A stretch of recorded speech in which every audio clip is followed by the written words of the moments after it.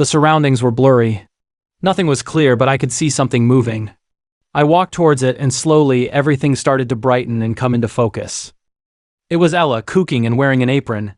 "Ella, what are you doing here?" She looked at me and smiled. "Isn't this what you want?"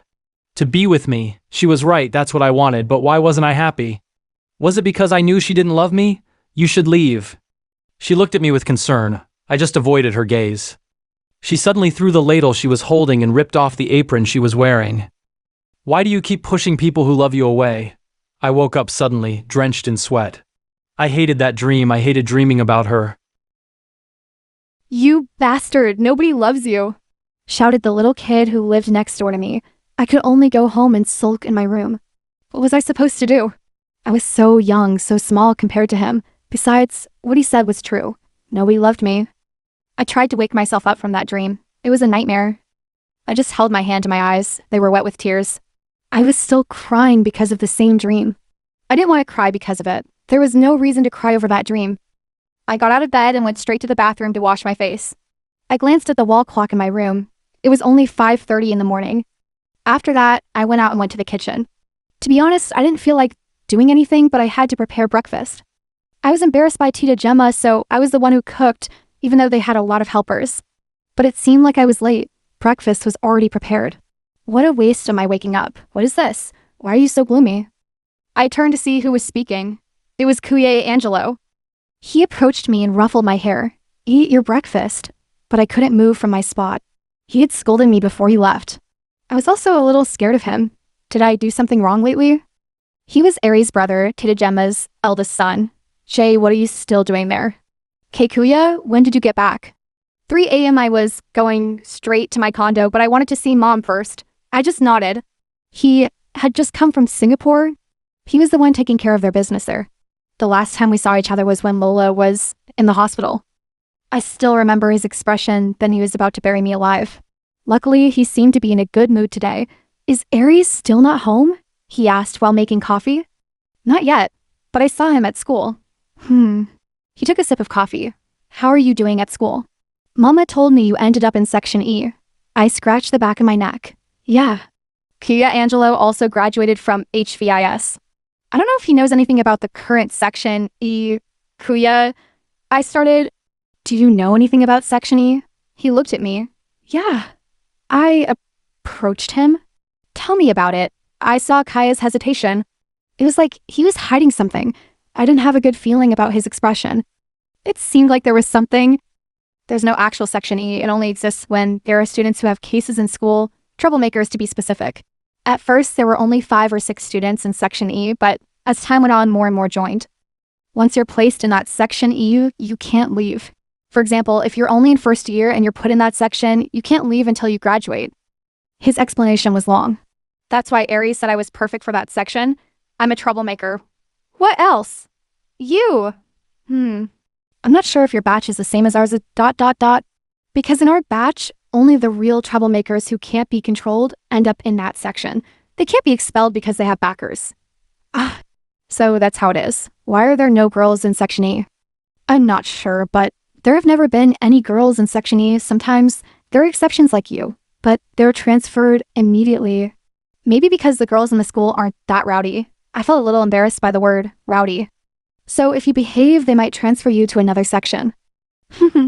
I'm okay with that section. Maybe I'll just stay there. It's up to you. Because even though they're scary sometimes, they seem nice. And I don't want to judge them just because they're in Section E. I had a lot more questions for Kuya, but I forgot. I'll eat first and then I'll think about it again later. I was only halfway through my meal when he said goodbye. He said he'd be back later. Okay, maybe I'll remember what I wanted to ask him. After eating, I quickly showered and got ready. I was planning to walk to school. I wanted to see how far the school was from home. When I went back to the kitchen to get a drink, I saw Tita Gemma. "Good morning, Po Tita." I greeted her. She smiled at me. "Good morning too. Are you going to school?" "Yes, Po. I'm planning to walk to school. I want to see how far it is." 4 or 5 minutes. I looked at her in surprise. "Po, 4 or 5 minutes to get to school if you just walk." I still had the same look on my face. How did she know that? I used to walk to school too. I studied there too. I just said, Tita's cool. She made the school walking distance from home. I know a lot of shortcuts. Do you want me to teach you? She asked me while smiling. I nodded. She immediately took a piece of paper to give me the instructions. There were so many streets. There was even Avenida St, Bonifacio St, Aquino St, etc. After Tita gave me the paper, I left immediately. Wow, I'm like Dora exploring. I first tried the alley closest to the house. It was named Cala Street. According to Tita's instructions, I could choose the next street to get to the next street. The next one was Camella Street, then Aquino Street. I was about to enter Aquino Street, but I stopped because of a scene. There was a fight. One guy was being ganged up on by 3 guys. Huh? Is that right? Yes. The 3 guys were already down, but the guy who was standing was still kicking and kicking. How would I get through? The passage was narrow. They were blocking the way. If I waited for them to finish, it might take forever.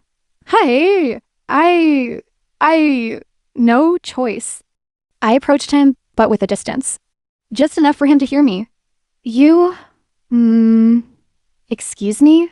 I'm trying to get through. If you want to live, get out of here. The guy shouted angrily. I furrowed my brows at his words. He could have said it nicely. He was facing away from me, so I couldn't see his face, but he looked like he was also from HVIS because of his uniform.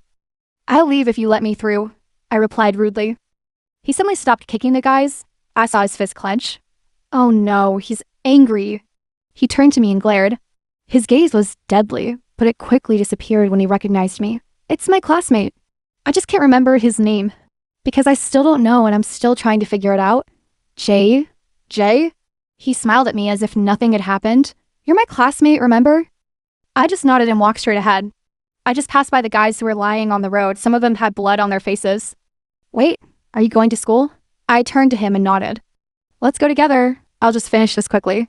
He said, pointing to the guys he was kicking. Finish? They're already down. What else are you going to finish? Not yet. I want their faces to bleed before I leave. He smiled again. He's so brutal.